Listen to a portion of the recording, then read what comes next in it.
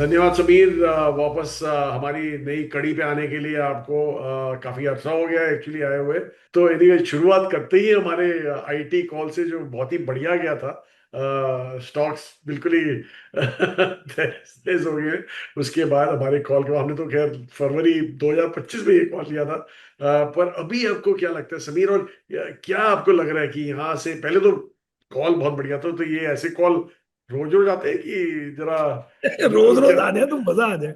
तो अगर हम देखें कि चाहिए क्या फंड मैनेजर को, अगर 3-4% से मार्केट को बीट कर सकते हो, उससे ज्यादा तो कभी कभी हो जाता है, बट मोस्टली 3-4 ही बहुत बढ़िया हो जाए अगर हो जाए। तो उसके लिए 2-3 कॉल राइट होनी चाहिए।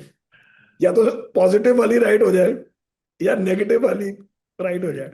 तो इससे पहले हमारा एक और राइट हो गया था कि जी ये जो बाय एट एनी प्राइस वाले स्टॉक्स हैं, ये हाँ। महंगे महंगे, इनका भी बड़ा मूड था 21-22 में, और मैंने बड़ी प्रेजेंटेशंस करी। एक मेरी नेट पे भी मतलब ट्विटर पे भी डाली है अभी, पुरानी 21 की। मुझे याद है मैं कोविड के टाइम में होटल में बंद था सिंगापुर में, वहां बनाई थी। तो वो चल गई थी, उसे 2 साल निकल गए जिंदगी के। फिर स्टॉक अच्छे तो मिल जाएगा साइड में, और अब ये आईटी की चल गई है। सो अब ये तो पर हमारा यहां से क्या मॉडल, लगता है? हमारा मॉडल ही यही है एलिमिनेशन इन्वेस्टिंग हाँ का। तो जी। आगे का अभी मेरे को आईटी में ये लगता है कि जैसे लोग कहते हैं ना कि बाय एंड फॉरगेट होते हैं जी स्टॉक्स, कई स्टॉक्स होते हैं सेल एंड फॉरगेट। मैं तो फिर भी फॉरगेट नहीं कर पाता, क्योंकि मैं लॉन्ग शॉर्ट फंड मैनेज करता हूँ, तो मैं शॉर्ट भी कर देता हूँ कई ऐसी चीजें। बट एटलीस्ट जो लॉन्ग ओनली वाले अकाउंट्स हैं या जो आपके म्यूचुअल फंड अकाउंट्स हैं, उसमें तो सेल एंड फॉरगेट है।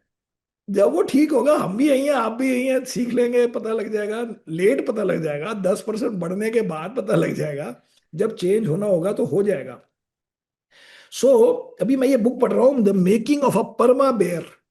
अच्छा। ओके, ये जीएमओ के फाउंडर की। हाँ जी। इसमें एक लाइन है जो मैं भी बड़े सालों से बोल रहा हूँ, मुझे नहीं पता था इनकी भी यही लाइन है, कि इफेक्टिवली मोमेंटम जो होता है ना, वो खाली प्राइस का नहीं होता, वो फंडामेंटल्स का भी होता है। फंडामेंटल होता है।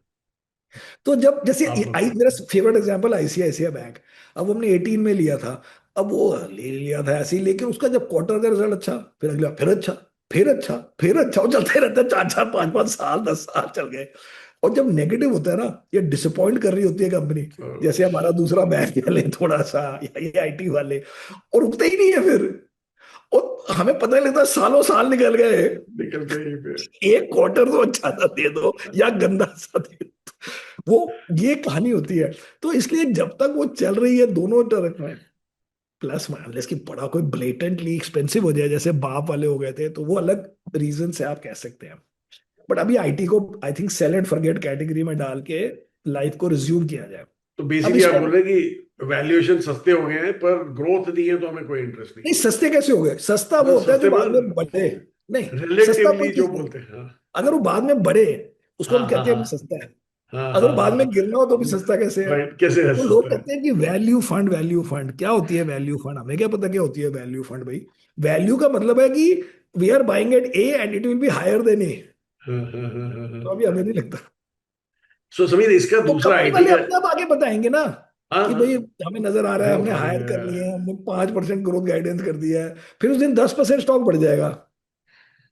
फिर हम कहेंगे अब ये बढ़ता जाएगा क्योंकि इसका मोमेंटम चेंज हो गया, अब ये पॉजिटिव बातें कर रहा है। अभी छोड़िए, अभी बहुत तो काम समीर, है। दूसरा इसका इम्पैक्ट जो सब बोलते रहते हैं वो होता है कि जैसे अभी इन्होंने बंशी ने भी रिपोर्ट निकाली थी कि आईटी सेक्टर में इम्पैक्ट आ रहा है, तो आपके यही थे जो आपको ग्रोथ दिखाते थे। तो आपका क्या कहना था, आगे चल के इम्पैक्ट होगा नहीं, हमारी? Obviously that is true. लेकिन इसके बारे में मैंने इसलिए सोचा है क्योंकि बार बार ये लॉजिकल बात सब पूछते हैं। फॉरेन इन्वेस्टर भी पूछ रहे हैं, पूछते हैं मेरे से। अब नेक्स्ट वीक मैं यूएस में होऊंगा, मैंने ये प्रिपेयर करा है इसके लिए कि ये क्वेश्चन पूछा जाएगा कि अगर आप आईटी में नेगेटिव हो तो आप इंडिया पे नेगेटिव, या कंज्यूमर पे क्यों नहीं हुए, आप बैंगलोर के रियल एस्टेट पे क्यों नहीं हुए, ऐसी ऐसी। तो सो यू कैन से कि every job not being given is a negative. लेकिन मैंने जरा ये नंबर एग्रीगेट किए हैं। सो अभी इंडिया में जी टोटल एम्प्लॉयज जो आईटी सर्विसेज में है, वो है 54 lakhs। हम्म। और ये 3 साल पहले थे 45 lakhs। तो 9 lakhs बढ़े हैं। लेकिन हम फॉलो करते हैं आईटी लिस्टेड कंपनीज, हम फॉलो करते हैं इन्फोसिस, टीसीएस, विप्रो, उसमें ग्रोथ नहीं है।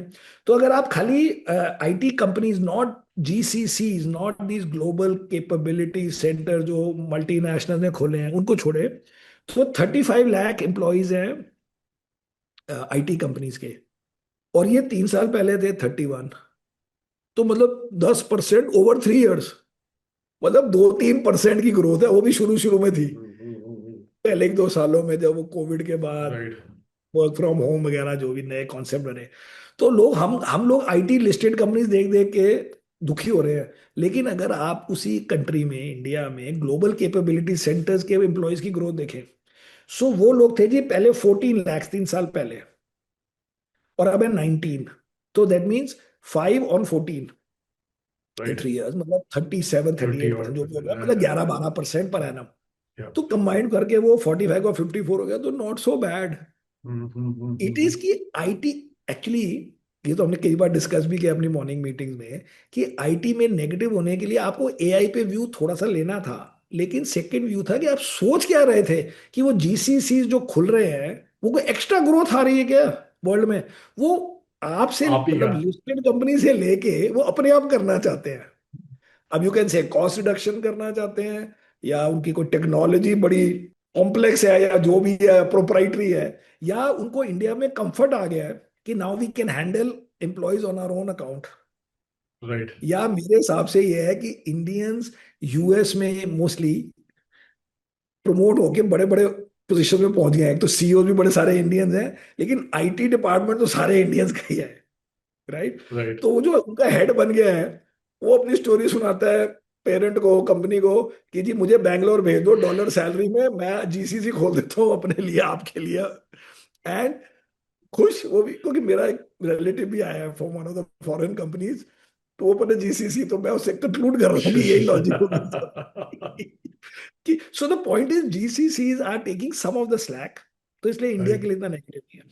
और सेकंड है कि अगर आप प्राइवेट इक्विटी देखें, तो हम एज अ मार्केट सब दुखी होते हैं कि प्राइवेट इक्विटी में कितने पैसे बना के ये डॉलर मतलब लेके जा रहे हैं लेके जा कैपिटल। रहे हैं।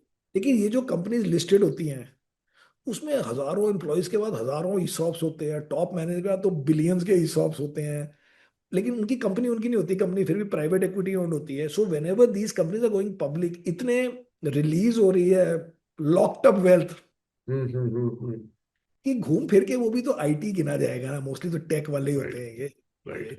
तो ये सब कंपनियों से, और उसमें एक listed employee of a new IPO is equal to 20 time जो बेचारा है दूसरा है, क्योंकि यहाँ तो ईसॉप्स के पैसे बन रहे हैं। तो घूम फिर के कंज्यूमर को, ट्रैवल को इतना फर्क नहीं पड़ने वाला on this account. In this account. But जो बर्नस्टीन ने कहा है वो ठीक बोला है, क्योंकि जस्ट बिकॉज वो ठीक है डज नॉट मीन कि हर चीज में एफर्ट और ना डाला जाए। मेरे हिसाब से जैसे टूरिज्म, बस सिटिंग डक, कि हमारी इतनी राइट। गंदी टूरिज्म लेवल्स क्यों है?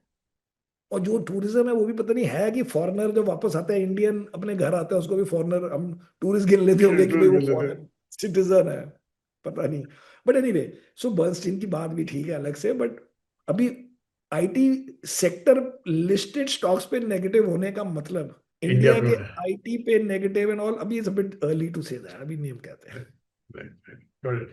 अच्छा समीर, फिर आईटी से सारे लार्ज कैप है, चारों के चारों पांच जो मेजर हैं वो सारे लार्ज कैप्स हैं। तो आपको नहीं लगता कि ग्रोथ, अब लोग यही बोलते हैं कि सस्ता है लार्ज कैप, पर आपको ये नहीं लगता कि लार्ज कैप में ग्रोथ ही नहीं है, इसीलिए वैल्यूएशन भी रीजनेबल ही है, at whatever level they are तो रीजनेबल, इंडिया की राइट? ग्रोथ, हाँ इंडिया की ग्रोथ, अब आप गिनो, मतलब कॉर्पोरेट अर्निंग्स ग्रोथ 13-14%। हाँ ये जी। अभी अब क्या, ये मैं कह रहा हूँ प्री, ये ऑयल इशू हो गया, हाँ हाँ हाँ, तो वो दो उसके। तीन परसेंट और जाएंगे। But in general 13-14% was still reasonable, because India की जीडीपी ग्रोथ अभी घूम फिर के अभी भी 6.5-7 है। 4-1% इन्फ्लेशन है तो 11 हो गई। तो कॉर्पोरेट सेक्टर of 12-13 ग्रो हो गया, कोई अनरीजनेबल नहीं है। अब अगर ये ऑयल शॉक से अगर 2-3 महीने चला और आपकी 3-4% अर्निंग ग्रोथ चली गई, मुझे नहीं लगता कि वो यूनिफॉर्मली जा रही है। तो उसमें क्या होता राइट। है, कई ऑयल, कई जैसे एचपीसीएल है, ऊपर है 2 बिलियन प्रॉफिट बनाता है, फिर वो 2 बिलियन लॉस बनाएगा, फिर अगले साल फिर 2 बिलियन profit। या कोई ये कोई ना कोई फंस जाता है किसी का फॉर, वो 2-4-5-10 कंपनियां, वो कभी टाटा मोटर, वो जो फॉरेन वाला वो या तो प्रॉफिट बनाते हैं मोटा या लॉस बनाते हैं मोटा। So all these guys will distort the aggregate number. आपको लगेगा कि यार इंडिया की ग्रोथ तो 10 रह गई, उसमें आप 15 कंपनियां हटाओगे फिर वो 12-14 हो जाएगी। ऑलवेज ऐसे ही रहा है कि पुराने जमाने में होता था टाटा स्टील या तो इस तरफ या उस तरफ, या या उस सेल तरफ। इधर या उधर, या ऑयल कंपनीज, या बिलियन प्रॉफिट या billion loss kind of numbers. तो वो उससे डिस्टॉर्ट हो जाता है, वरना चलता रहता है दिस रेट। लेकिन अगर आप कहें large cap, mid cap, small cap, hmm. जैसे हमारे फ्लेक्सी कैप या मेरे ऑफशोर हाँ जी। लॉन्ग ओनली फंड में, तो लार्ज कैप का वेट हमने कम किया हुआ है then the index for sure. तो लार्ज कैप में कंज्यूमर अगर चल भी रहा है, मतलब आजकल ठीक है कंज्यूमर ग्रोथ, तो वैल्यूएशन थोड़ी हाई लगती है। राइट। और अगर आप बोले आईटी आईटी, तो उसमें तो सेक्टर। ग्रोथ ही नहीं है। और अब ये ऑयल वाले भी प्रेशर में आ गए, वो भी लार्ज कैप थे, आई वुड थिंक, नहीं मिड मिड होंगे पता नहीं, एचपीसीएल टाइप्स। सो वो अब नेचुरली आपको मिड एंड स्मॉल में एक तो ग्रोथ भी है, और क्या है वो चैलेंज वो कर रहे हैं। अगर नई कंपनीज भी आती हैं which we love, digital companies वो आर अटैकिंग, वो भी मोस्टली मिडिश हैं, एक्सेप्ट मे बी इटर्नल जो लार्ज कैप गिनी जाएगी। सो बेसिकली आप बोल रहे हो कि मिक्स मेरा टुवर्ड्स मतलब है कि mid and large small. Cap पे फोकस ओवर नहीं होना चाहिए। हाँ हाँ हाँ। ये मैं बड़ा राइट। शॉक्ड हूँ कि सारे फंड मैनेजर आके बोलते हैं कि लार्ज कैप्स आर सेफर। आजकल ये जो हाँ बड़े बड़े हाँ हाँ हाँ। वाले, बड़े बड़े म्यूचुअल फंड इसीलिए तो वाले सवाल पूछा मैंने आपसे। लार्ज कैप्स बनते हैं। मुझे लगता है कि लार्ज कैप्स स्टेबल कह सकते हो, बट लार्ज कैप्स में जिंग बैंग नहीं है, थोड़ी सी तो चाहिए ना लाइफ में। ये कह रहे 5% ग्रोथ के लिए सुना खरीद रहे हैं लोग ये स्टॉक्स। और ये बाजार में आपको लगता है कैश रखना जायज है? ये तो किसी मार्केट में भी जायज नहीं है जी। बिकॉज कैश की प्रॉब्लम क्या है, हमने भी बड़ा ट्राई किया है सब चीजें, हम तो किताबें पढ़ने वाले लोग हैं।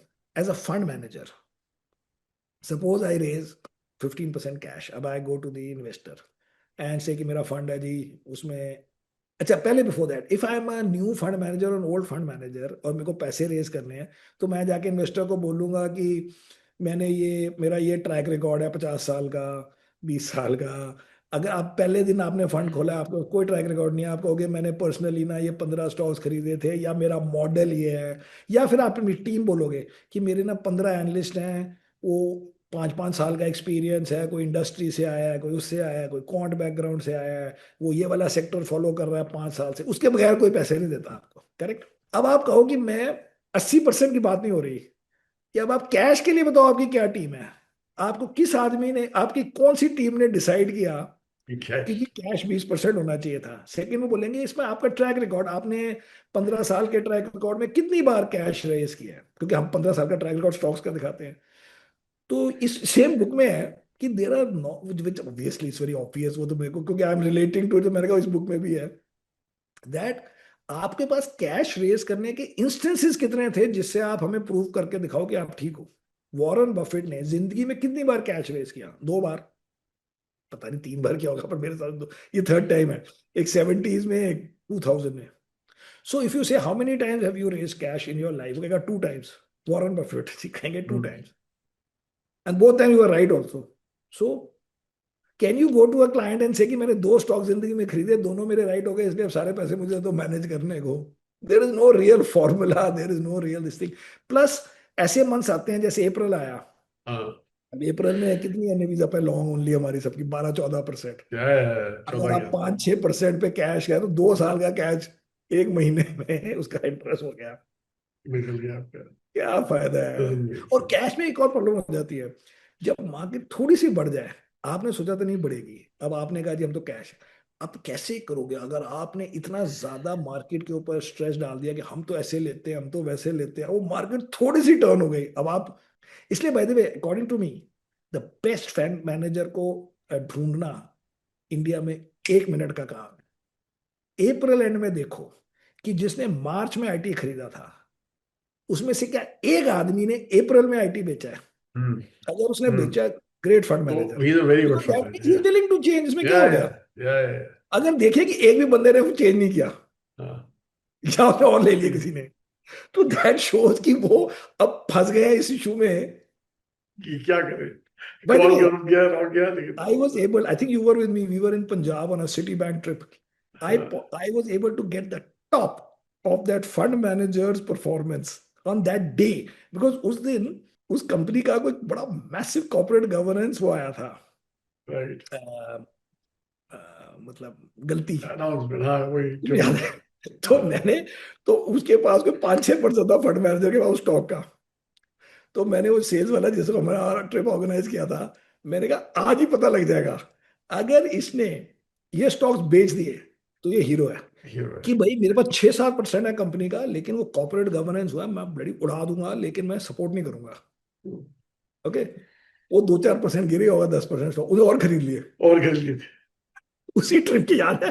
तो मैं कहता ये बंदे का टॉप है। एंड उनके 5-7 साल निकल गए, उसके बाद फिर लाइफ चेंज हुई। So this is a good test this time.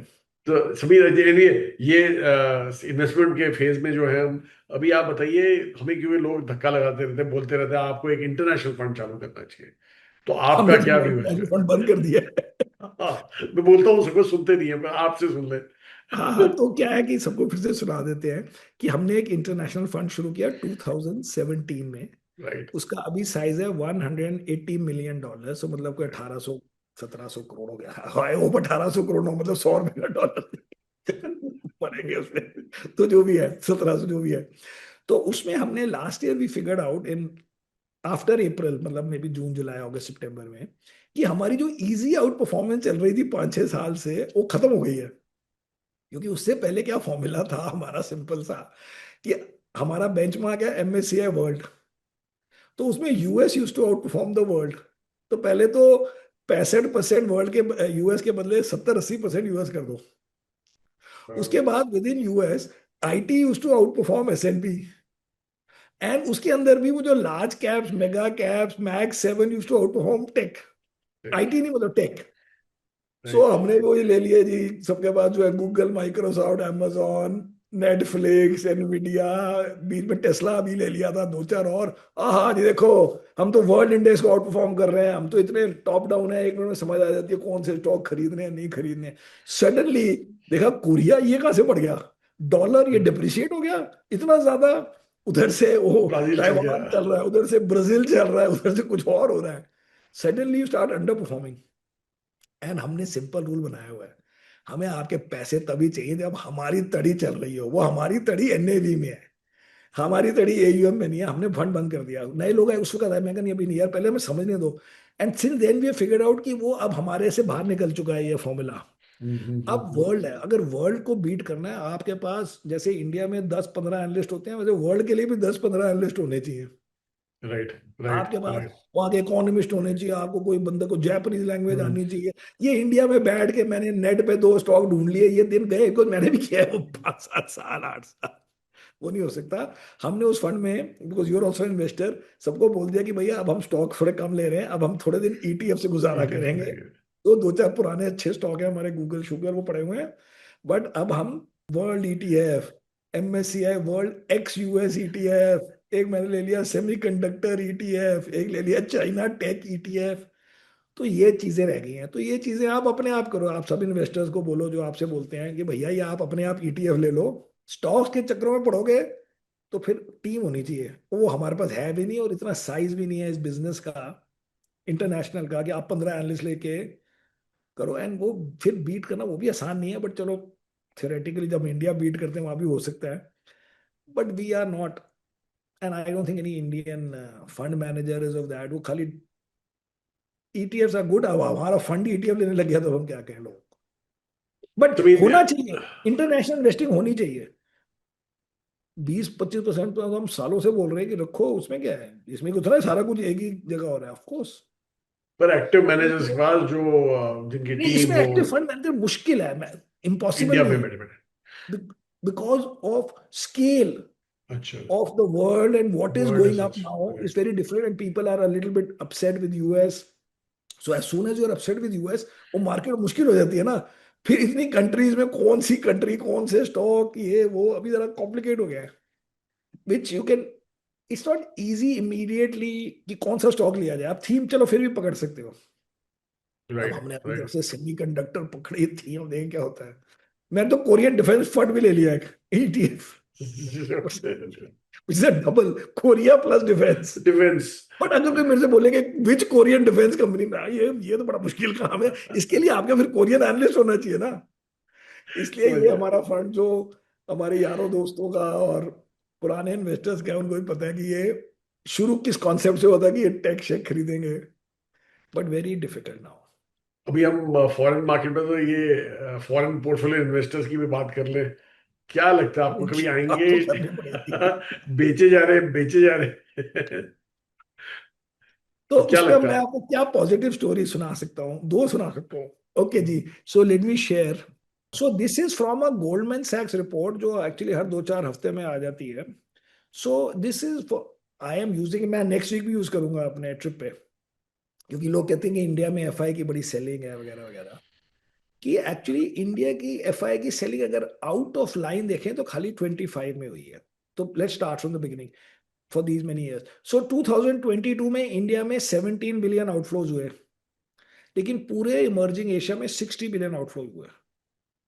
तो यू कैन से ओके 17 नहीं होने चाहिए थे, 12 होने चाहिए थे, 14 होने चाहिए थे, but broadly it was a number across. 23 में 31 बिलियन के टोटल इनफ्लोज हुए, उसमें 21 इंडिया को मिले, which is crazy. Hmm, okay, फिर 24 में 23 बिलियन के आउटफ्लो हुए, इंडिया के सिर्फ 1 बिलियन का आउटफ्लो हुआ, एक भी। Which also very good. 25 में इंडिया में यू कैन से डिस्प्रोपोर्शनेट हुए हैं, 19 बिलियन आउट ऑफ 41। बट उसमें आप देखो कि कोरिया ताइवान जो 150 200 मार्केट बढ़ी, उनमें भी आउटफ्लो हुए एंड में। उसमें मुझे लगता है एंड में हुए हैं, but for the year it's a negative number. Okay, and 25 में हम पहले ये लॉजिक देता था मैं, क्योंकि ये तो रिपोर्ट हर हफ्ते 2 हफ्ते मिल जाती है, दैट इंडिया वो स्पेसिफिकली हर्ट इन 25 वर्सेस अदर मार्केट्स, 3-4 रीजन के लिए। एक, को इंडिया की वॉर ही हो गई पाकिस्तान के साथ, तो 3-4 महीने वो जब अप्रैल के बाद मार्केट में फ्लोज आने शुरू हुए थे वर्ल्ड में, जब राइट। व्हेन फिर ट्रम्प बैक्ड ऑफ, है ना, तो उसके बाद सब राइट। जगह फ्लोज गए, हमारे टके। सेकेंड वॉज हमें टैरिफ वॉर के कारण हमें आइसोलेट हुए, तो फिर ऑब्वियसली यूएस इन्वेस्टर सोचते हैं 50% टैरिफ है, पता नहीं क्या वर्ल्ड में हो जाएगा इंडिया में। और तीसरा you can say AI trade वगैरह, ये भी कह सकते हैं, कोई इतना नहीं है। तो राइट। बट फिर भी दैट वाज ऐसे ही हुई। दी। प्लस उसमें प्राइवेट इक्विटी में बड़ी सेलिंग हुई। प्राइवेट इक्विटी के कारण जो भी उसमें एफआई पार्ट होता है वो एफआई कैटेगरी में गिना जाता है, कुछ पार्ट एफडीआई में गिना जाता है। So anyway, so 25 you can say specifically negative. And right. अभी इस साल देखें तो फेब्रुवरी में इंडिया हैड स्टार्टेड, फ्लोज आ गए थे जब ट्रेड डील हुई, तो फेब सेकंड को हुई, तो फेब पूरे मंथ में एफआई फ्लोज वर पॉजिटिव। या। बट मार्च ऑफ ये bye the way this data is till 4 अप्रैल। अच्छा। ओके। ओके, ये रिपोर्ट। सो मार्च में ऑब्वियसली आउटफ्लोज हुए हमारे उन लोगों, बट बाकियों के भी हुए हैं, आप देख लो। हाँ जी, वही तो। लेकिन उनकी मार्केट चल 72 में रही है, से 14 इस हमारे तरफ उनकी से थे। मार्केट सॉलिड चल रही है। वो भी एक मेरे पास है एक्चुअली, इसमें नहीं है वो, मैं आपको just to tell you. So this year Korea की अर्निंग्स ग्रोथ 130% है पूरी कंट्री की। उसमें दो स्टॉक्स हटा दो तो 12% है। ओके, क्योंकि वो दो स्टॉक्स है, सैमसंग सैमसंग हाइनिक्स। इलेक्ट्रॉनिक्स और एसके हाइनिक्स। हाइनिक्स। उन दोनों का प्रॉफिट कोई 250-300 बिलियन है, दो कंपनियों का। ओके, सो आप कह सकते हो कंट्री की ग्रोथ है 130%, बट नाइनटी पर है दो। नाइन नाइन परसेंट कंपनी की ग्रोथ 10-12% ही है, जो हमारे जितनी है। तो मुझे लगता है कि अगर एफआई वापस आएगा, हम ये नहीं कह रहे हैं कि हमें बड़े पैसे भेजो, हम कह रहे हैं हमारे निकालने बंद करो। राइट, वही मैं वो बोल रहा हूँ। हाँ। जनरली हो जाता है। अब कोई बड़े स्पेसिफिक इश्यूज हो रहे हो तो क्या बोले कोई, जैसे 20, अगर यहाँ खाली ये डेटा देखा जाए तो 22 में तो वॉर हुई थी यूक्रेन रशिया की, एंड यूएस के इंटरेस्ट रेट्स पता नहीं 1% से 5% हो गए थे। तो उस साल में आपने 60 बिलियन निकाल लिए इमर्जिंग मार्केट से, उसमें हमारे से भी निकाल लिए। फिर 23 में डाल दिए वापस, 24 में हमसे नहीं निकाले, फिर 25 में फिर ये 2-3 इश्यूज हो गए, टेरिफ वॉर, ये वॉर, वो वॉर। तो it beyond a point negative नहीं मैं होता है इस पॉइंट पे। एंड बाय द वे मैं अभी यूएस जा रहा हूँ, तो पूरा हफ्ता पैसे रेज करने के लिए जा रहे हैं ना, वापस देने के लिए नहीं जा रहे कि उनको वापस। और लास्ट ईयर भी जो भी को 250-300 मिलियन डॉलर तो आए गए थे आई हमारे है। पास आई के। है। तो अब देखते हैं क्या होता है, but it is not the end of the world. Second thing is ये वाला डेटा देखो जी, ये डेटा है गोल्डमैन की रिपोर्ट में। ये है कि अगर हम कहते हैं कि हमारे एफआई फ्लोज बड़े आउटफ्लो बड़े ज्यादा हो गए हैं, तो हम्म। परसेंटेज, ये डेटा नजर आ रहा है ठीक? हाँ जी, आ रहा है, आ रहा हाँ, है। तो इसमें परसेंटेज ऑफ मार्केट कैप से भी रिलेट किया जाए ना, क्योंकि हम बड़े हो गए हैं भाई, हमारा हाँ देश बराबर है, बड़ा हो और गया क्या। है। हाँ हाँ तो हाँ अगर आप देखिए पहले तो 3 बिलियन डॉलर 4 बिलियन को हम नेगेटिव गिन रहे हैं ना यहाँ पे। हाँ तो अगर आप ले इसमें ये कौन सा पीरियड है 2008 में, जब 14 बिलियन की हुई हाँ ग्लोबल फाइनेंशियल क्राइसिस ये वाला, तो हाँ। 14 billion was 0.7% of the market cap GDP, right. Market cap sorry. Okay. हाँ अब 45 बिलियन इज 0.8। या बट फिर भी अगर आप एक और तरीके से सोचो, पूरी मार्केट में बेचारे एफआईज ने 0.8% पैसे निकाले हैं अपने। सिर्फ निकाले उतने, हाँ। तो इसलिए इतना कहना कि होए होए क्या कर रहे हैं क्या कर रहे हैं, बेच के जा रहे हैं, कोई बेच बूझ के नहीं जा रहा है। आप थोड़ी अच्छी न्यूज दो, वापस आ जाएंगे। इसलिए इस पॉइंट पे it's a good point time to say कि इंडिया को अब कोई कैपिटल गेन्स टैक्स मिलना नहीं किसी से 2-4 साल। अब ऐसी वेव कर दो, कितना मजा है पब्लिक को, कितने एफआई वापस आ जाए आधे पौने। जो इंडिया को एक्स्ट्रा वो हो रहा है कि over and above everybody else, हमारा ये अलग है। But right. Otherwise what I am saying is FI घूम फिर के आ जाएगा। और आएगा भी नहीं तो जाए ना भी काफी अभी के लिए, because Indians. So that is what I would say. तो समीर, अभी जो लेटेस्ट वाला है, कच्चा तेल, क्रूड। कच्चा तेल, ये हिंदी इतनी जरूरत है तुझे, ये ऑयल ये तो। जी बिजनेस में मैंने सीखा था। अच्छा, crude oil, crude crude oil. Oil. तो सब लोग ये बोलते हैं कि उसके चलते मार पड़ेगी हमें बहुत ज्यादा, क्योंकि इतना इंपोर्ट करते हैं वगैरह। तो थोड़ी तो आप जरा, पड़ेगी, थोड़ी तो पड़ेगी, पड़ेगी। थोड़ी तो पड़ेगी, तो पर उसमें कितनी। मैच बड़ी सिंपल है जी, कि अगर अभी $20-25 ऑयल बढ़ गया, 65 होता था अब 85-90 हो गया, राइट। तो $25 बढ़ गया। सो 5 मिलियन बैरल दिन के आने हैं। हाँ जी। तो महीने तो दिन के हो गए कितने हो गए, एक सौ सवा पच्चीस 125 मिलियन अ हाँ। डे। इंटू कर दो 30 डेज, इंटू 90 डेज को, 90 डेज बाद होपफुली ठीक हो जाएगा। राइट। तो राइट। 90 डेज में आपके गए कितने गए, हाँ ऑलमोस्ट 10 बिलियन डॉलर, 9.5। 10 बिलियन, हाँ 10 बिलियन हो 10 बिलियन, जाते हैं। हाँ $10 बिलियन तो जाएंगे, क्यों नहीं जाएंगे, $10 बिलियन जाएंगे। तो उसके बदले में आपको कोई नहीं, 700 बिलियन है, वो 690 रह जाएंगे। In the mean time, not this year but last year gold में बड़े पैसे बनाए, हम्म। पब्लिक ने भी और आरबीआई ने भी। हाँ जी। मुझे लगता है कि जैसे कंपनीज करती है ना, कि अगर उनके कोई एक्स्ट्रा प्रॉफिट बन जाते हैं, वो उसको किसी रिजर्व रिजर्व में डाल देते हैं, या उसका कोई प्रोविजन कर देते हैं। हाँ इंडिया, हाँ आरबीआई को कहना चाहिए था कि मेरे इतने डॉलर गोल्ड में बन गए थे, तो मैंने जिंदगी में नहीं सोचे थे। तो मैं ये फ्यूचर उसके लिए डाल रहा हूँ कि भाई कहीं, तो 10 बिलियन 15 बिलियन जा भी सकते हैं। और अगर आपको ये रिकवर करने हैं, तो आप एनआरआई बॉन्ड कीजिए, आपको मिनट में 40 बिलियन वापस आ जाएंगे। एंड इट्स कॉस्ट, जो आप एक्स्ट्रा दोगे इंटरेस्ट हमारे जैसे गरीब आदमियों को, वो मिला के 1.5-2 बिलियन साल का, 3 बिलियन साल का होगा। कोई फ्लो आ बहुत, गया मतलब मेरा। इंडिया के लिए कुछ नहीं है ये सब चीजें, हाँ ये तो ये हाँ। सब नहीं है। अगर आपको 1 साल के लिए ऑयल 90 रहेगा, 100 रहेगा, फिर फर्क हो जाता है। हाँ तो लेकिन उसमें प्रॉब्लम। मैंने फिर एक और सर्च की कि इंडिया की ऑयल इंटेंसिटी जो है ना काफी कम हो रही है। मतलब कितने बैरल आप ऑयल यूज करते हो इन अ ईयर, डिवाइड बाय उस साल की जीडीपी इन डॉलर, राइट। कि कितने बैरल लगते हैं $1 जीडीपी के लिए। तो राइट। ये 2000 ईयर में 4.1 थाउजेंड बैरल्स चाहिए थे, 4.1 2001 केबीडी। में, 2001 में। 2000 में, 2000 में 2000। 4.1, अब वो हो गया 1.9। मतलब हाफ से कम हो गई इंटेंसिटी। क्यों हो गई? क्योंकि आपका आईटी सेक्टर ग्रो कर गया, आपकी कोई कारें एफिशिएंट हो गई, आपके कोई एलपीजी यूज होने लग गई, आपका कोई इलेक्ट्रिफिकेशन हो गई चीज़ों की जो पहले ऑयल से चलती थी। आगे जाके कोई ईवी करेगा, कोई सोलर करेगा, तो बट अभी भी हाफ से कम हो गई है। लेकिन ये ना शुरू शुरू में हो गई थी। सो मैंने कहा जरा 10 ईयर का भी चेक करें। सो 10 ईयर्स में 2.5 से 1.9 हुआ है। अच्छा अच्छा। अब ये इस स्पेस पे नहीं कम होगा, क्योंकि कोई लिमिट भी तो होती है ना। हाँ जी हाँ जी हाँ जी। बट स्टिल, इफ यू से बिग पिक्चर की लास्ट 10-20 सालों में जब ऑयल ऐसे होता था, उससे मच बेटर है, मच बेटर सिचुएशन है, because the use of oil itself has this thing. And public के लिए क्या है कि पब्लिक को तो ऑयल अभी तक प्राइस हाइक मिली भी नहीं है, राइट। सो वो एचपीसीएल वगैरह, ये बीपीसीएल, ये सब बफर बन जाते हैं बीच में, जो अच्छे टाइम में ज्यादा पैसे बनाते हैं, और फिर उनको थोड़ा नुकसान करना पड़ता है, लेकिन दे आर मेड अप, उनका कोई एंड में नुकसान नहीं होता। वो जब गिरेगा और नहीं गिरेगा तो फिर government has to pay out और उन्होंने अब एक्सरसाइज भी कम कर दी। So there was little bit of this juggling तो होएगी, लेकिन इससे स्केप तो नहीं हो सकता। स्केप थोड़ा हो सकता है कि फर्क ही नहीं पड़ेगा, ये तो नहीं है। समझिए समझिए। अच्छा, अब अभी फाइनल सवाल, ऑब्वियसली मार्केट का व्यू, आपको वो तो उसके मार्केट का बगैर तो आप व्यू तो छोड़ ही नहीं हमारा, सकते। तो क्या मार्केट का लगता व्यू आपको बुल्स नहीं है तो दिखा देता तीन चार बुल्स आपको। है? सो मार्केट का व्यू ये है जी, एज आई सेड, कि आपने अलग अलग टाइम पे ये जो फंड्स हमने किए, जैसे हमने किया फ्लेक्सी कैप फंड, वो तो हमने रैंडमली किया नवंबर 23 में, हमें पता था कौन सी, तो 50% अप हो गया।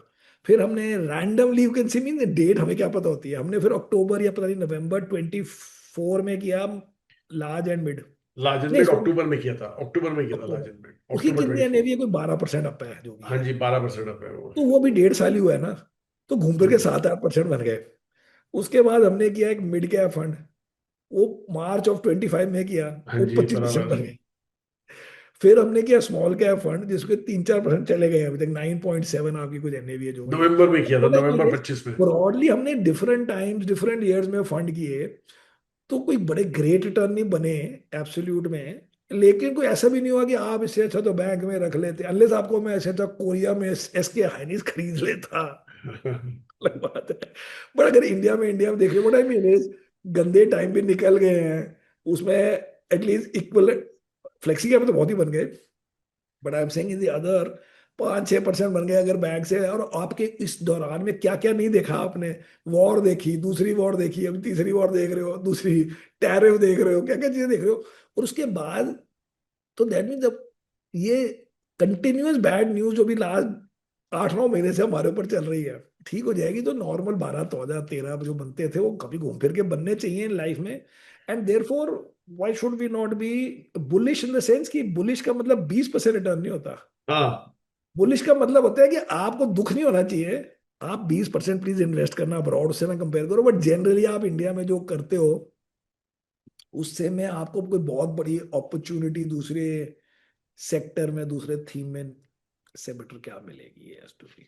धन्यवाद समीर, इस कड़ी पे थैंक आने यू के लिए। Very and much. दर्शकों को भी धन्यवाद जो देख रहे हैं इसको, और प्लीज अपने कमेंट छोड़ दीजिएगा, और send your views also please. Thank you Sameer. Mutual fund निवेश बाजार के जोखिमों के अधीन है। योजना से जुड़े सभी दस्तावेजों को ध्यान से पढ़ें।